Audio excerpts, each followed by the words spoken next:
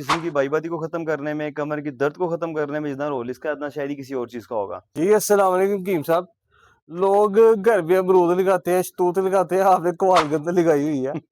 आप ज़रा ये क्यों लगाई हुई है और इसके फ़ायदे क्या है, ये तो बताएँ?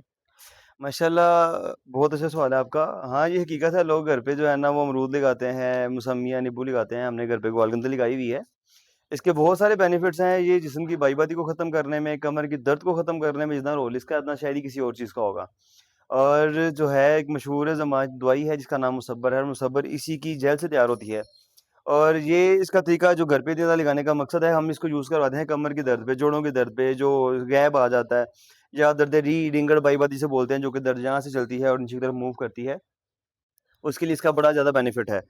इसको सवा किलो बकरे का कीमा ले लें, सवा किलो ग्वादरगंज का गूदा ले लें, इसको प्रेशर में डालें, उसके अंदर आपने लौंग डालने हैं, 30 ग्राम काली मिर्च डालनी है, 25 ग्राम या 15 से 20 ग्राम डाल लें, नमक हस्बे जायका और इसको सीटी लगाएँ, जब ये कीमा अच्छी तरह गल जाए, फिर उसके बाद इसकी भुनाई शुरू करें, भुनाई करने के बाद डेढ़ बार देसी घी डाल दें। ये सालन तैयार हो जाएगा, कसेला कीमा तैयार हो जाएगा। इसका ताज़ी रोटी भी हो, देसी घी से उसको गार्निश करें, उसके ऊपर 2 चम्मच कीमा डालें और 21 दिन जो बंदा खा ले, उसकी कमर की दर्द नहीं रहेगी।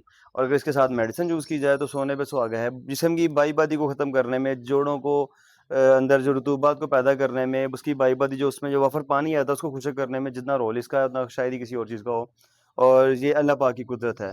अपने मेज़बान हकीम अशमत हसन को दें इजाज़त। वस्सलाम वालेकुम।